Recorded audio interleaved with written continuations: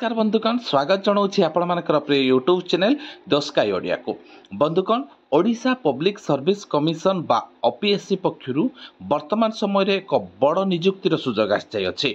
बंधुगण latest notice रे देखंतु आपण माने जुलाई 6 2024 बा आजिर नोटिस टी रही जो थे आपण मानकर रिक्रुटमेंट आसी असिस्टेंट सॉइल कंजर्वेशन ऑफिसर।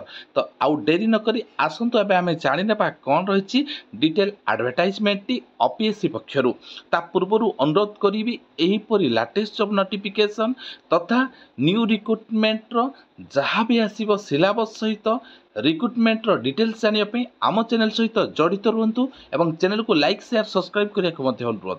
एवं आसतु जाना बंधुगण एडवर्टाइजमेंट नंबर रही देखु 24-25 मसीहा रिक्रुटमेंट आसी जो रिक्रुटमेंट रही assistant soil conservation officer class 2 एवं group B post Odisha government रही जो थे आपण मानकर डेट जदि देखा आपण मानकर ऑनलाइन फॉर्म टी ऑनलाइन जरिए आवेदन हो ओपीएससी रो ऑफिशियल वेबसाइट रे आवेदन हो।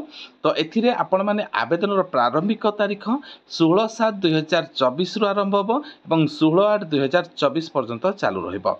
एथि सहित आपण मानकर सर्वमोट पदवी 81 गोटी रही जो थे आसतु जानिबा कौन कौन रही एथिरे डिटेल वैकेंसी। एथि सहित आपण मानकर मासिक सैलरी 9,300 रु 34,800 grade pay with grade pay रहिबो 4600। एथि सहित आपण मानक अच्छा खासा सैलरी बा एबव 70,000 पाखापाखि आपण मानकर सैलरी आपण माने पाइबे। तो वैकेंसी पोजीशन जदि देखिबा सर्वमोट 81 गोटी पदवी मध्यरु जनरल बा अनरिजर्व 45 गोटी जो 15 गोटी ओमेन वैकेंसी एससीबीसी सर्वमोट 11 गोटी जो 3 गोटी ओमेन वैकेंसी एससी बा शेड्यूल कास्ट 8 गोटी सर्वमोट जो 3 गोटी ओमेन मान रिजर्वेशन सेहीपरि शेड्यूल ट्राइब जदि देखा सर्वमोट 17 गोटी जो 6 गोटी ओमेन मान वैकेंसी। तो सर्वमोट 81 गोटी वैकेंसी रु 27 गोटी ओमेन मान रिजर्वेशन रही। जानिबा आपण मानकर बयस सीमा। तो सर्वनिम्न बयस सीमा आपण मानकर 21 वर्ष बयस एवं सर्वाधिक बयस सीमा 38 वर्ष होइतिबा आवश्यक 1 जनवरी 2024 सुधा। एसी सहित आपण माने तो जानिछंती अपर एज रिलैक्सेशन जहाँ एससी एसटी एससीबीसी कैटेगरी जो माने बिलोंग करूछंती तांको पई 5 वर्ष एज रिलैक्सेशन रही एवं अदर कैटेगरी आज पर स्टेट गवर्नमेंट रूल जहाँ पाइबा कथा आपण माने सी एज रिलैक्सेशन पाइपर।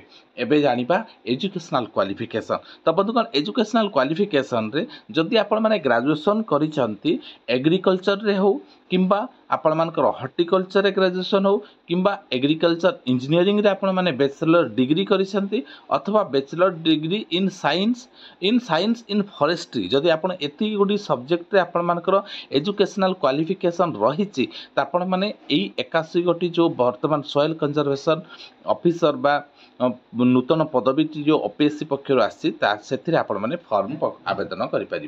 तो एथिरे आपण मानकर एग्जामिनेशन फीस एथिरे आपण मानकर कोनोसी एग्जामिनेशन फीस नाही बा जीरो रखा जाय अछि। तो बंधुगण आपण माने जानिबा वर्तमान समय रे मेथड ऑफ सिलेक्शन टी आपण मानकर कॉम्पिटिटिव रिक्रुटमेंट एग्जामिनेशन माध्यम रे रहिबो जो रिटन टेस्ट एमसीक्यू पैटर्न आकार रहिबो देन आपण मानकर इंटरव्यू रहिबो। तो रिटन टेस्ट आपण मानकर देखंतु पेपर 1 एवं पेपर 2 को नेकी रहिबो जो आपण मानकर 200 मार्क एवं 100 मार्क प्रत्येक पेपर को नेकी रहिबो। मल्टीपल चॉइस क्वेश्चन रहिबो पेपर 1 रे 100 पेपर 2 रे 100 टोटाल सर्वमोट 200 मार्क रहिबो। देन आपण मानकर इंटरव्यू बा भाइबा बस टेस्ट रहिबो जो थे आपण मानको 25 मार्क रहिबो। तो बंधुगण वैकेंसी को जदि up to 2 number candidates call for interview and 5 shall be 5। तो बंधुगण प्रत्येक पोस्ट पे 5टी पिला को आपण मानकर भाइबा पोस्ट टेस्ट पे डका जिवो। तो बंधुगण एबे जानिबा प्लेस ऑफ एग्जामिनेशन। तो बंधुगण रिटन एग्जामिनेशन टी कटक रे ही एतर व्यतीत जदि भुवनेश्वर बालेश्वर बरहमपुर सम्बलपुर भली जगार आपण मानकर एग्जामिनेशन टी अनुष्ठित हब।